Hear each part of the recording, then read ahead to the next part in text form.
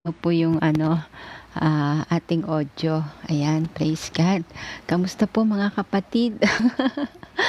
Ayan, ngayon ay araw ng Miyerkules, no po? At hindi natin mapapansin, weekend na naman. Ilang araw na lang, no? At dahil dyan, yun nga. Mabilis talaga ang oras, ang araw. Hindi po natin talaga mapapansin, no po.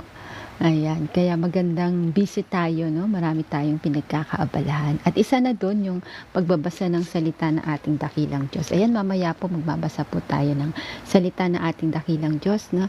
Mula po sa Magandang Balita, Biblia po. Ayan, praise God. Sige po. At bago po yan, makinig muna po tayo ng isang awit mula po sa YouTube.